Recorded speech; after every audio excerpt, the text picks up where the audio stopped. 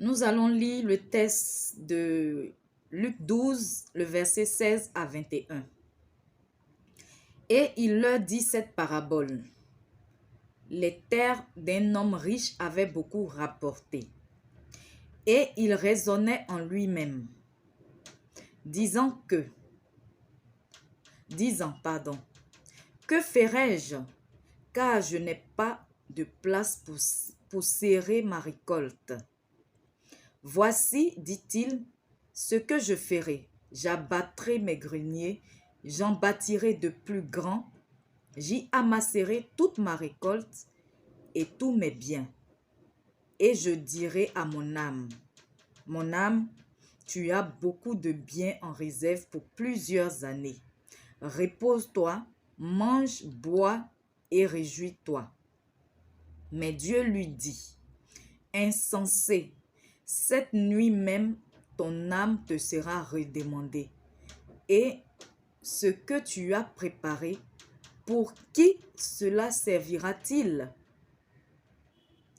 Il en sera ainsi de celui qui amasse des trésors pour lui-même et qui n'est pas riche pour Dieu. Si l'Éternel ne bâtit, celui qui bâtit, bâtira en vain. Si l'Éternel ne bâtit, celui qui bâtit, bâtit en vain. Certainement que tu connais cette chanson, mais tu ne connais pas le verset. Psaume 127, le verset 1. Ça veut dire que tout ce que tu fais, si tu le fais pour un intérêt propre, si tu le fais sans tenir compte de Dieu, si tu le fais juste pour te faire plaisir, juste pour les plaisirs de ce monde, tu le fais en vain. Tu ne connais pas le jour de ta mort. Aujourd'hui, tu travailles, tu te tues à la tâche, tu te dis que tu n'as pas besoin de Dieu. C'est ton intelligence qui te donne tout. Ce sont tes diplômes qui te donnent tout. Ce sont tes relations qui te permettent d'évoluer, d'avancer, de gagner beaucoup d'argent. Tu n'as pas besoin de Dieu pour ça. Si tout de suite tu gagnais des millions et que les heures qui suivent ou le jour suivant tu mourrais, qui allait profiter de cet argent-là? Mieux, où va ton âme?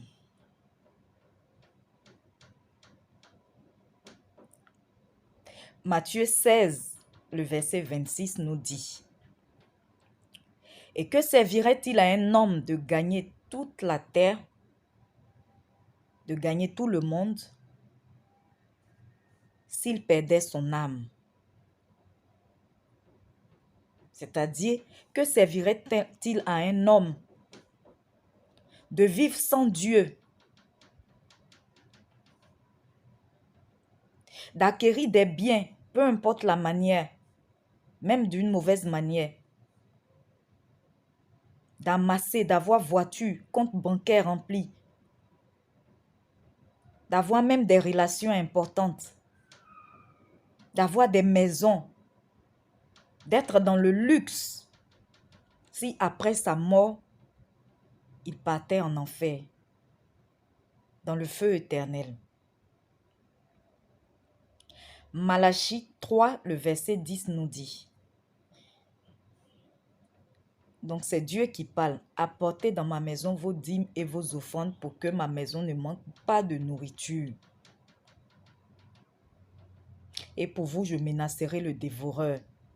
Donc mon frère, ma soeur, quand tu travailles, quand tu as des revenus financiers et que tu payes ta dîme, tu donnes ta dîme à l'église, ce n'est pas au pasteur, ce n'est pas au serviteur, ce n'est pas au responsable de l'église que tu donnes.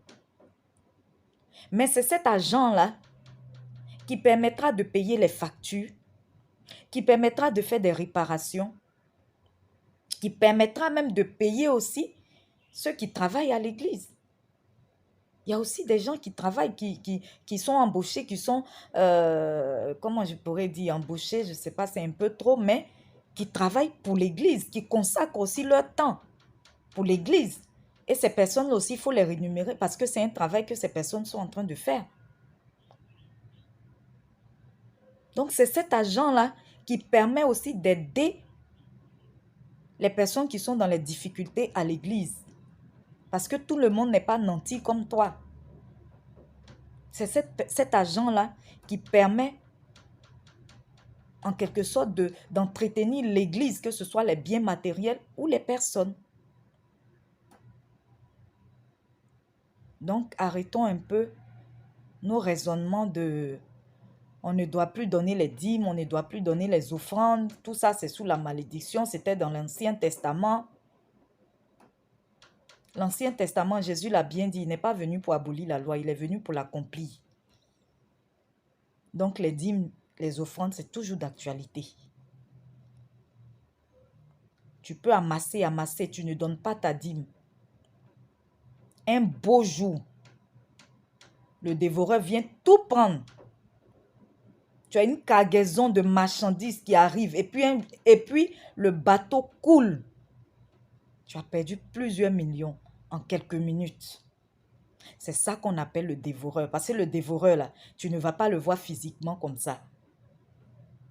Tu as plusieurs magasins au marché, puis un coup, il y a un incendie et tout brûle et tu te retrouves avec rien. C'est ça le dévoreur. Donc, mon frère, ma soeur, tu travailles, c'est vrai. Tu fais des efforts pour avoir tes revenus. Vis normalement. Fais-toi plaisir. Mais mets aussi tes finances à la disposition de Dieu pour l'œuvre de Dieu. Ça sauve aussi et ça permet de gagner d'autres âmes. Parce que les évangélisations, c'est vrai que l'évangile est gratuit. Annoncer la parole de Dieu, c'est gratuit. Mais là, par exemple, moi, je suis en train de parler. Là, j'ai besoin d'une connexion à Internet. Je paye le Wi-Fi tous les mois. Je paye la facture de Wi-Fi tous les mois. Donc, c'est comme ça les églises, nos églises d'aujourd'hui. Généralement, c'est des directs que les gens font sur les réseaux sociaux pour que tout le monde ait accès à l'évangile. C'est la connexion qui paye. C'est du matériel qu'il faut. Quand vous êtes content, il y a la louange, il y a les baffes, il y a les micros. Mais tout ça, ce n'est pas gratuit. Tout ça, ce n'est pas gratuit. Et où on s'en va acheter tout ça? Généralement, chez des païens, des personnes même qui ne connaissent pas Dieu. Donc, on a besoin aussi d'être autonome.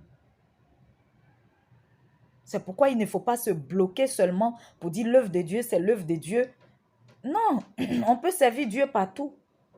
On peut servir Dieu en fabriquant même du matériel de sonorisation.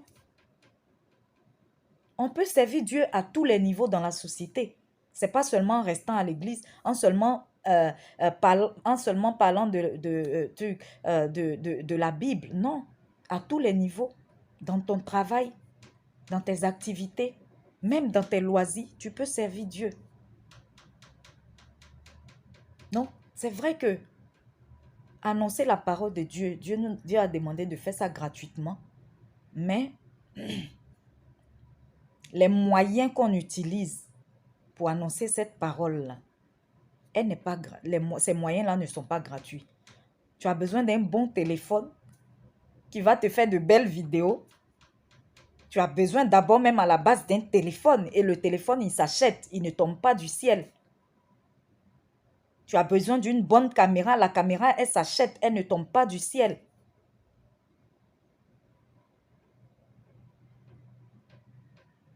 Ce n'est pas non plus avec des pierres que les gens vont aller acheter, c'est avec de l'argent. Donc, c'est pourquoi nous devons soutenir l'œuvre de Dieu. Nous devons soutenir les personnes qui travaillent pour Dieu. Nous devons soutenir nos églises.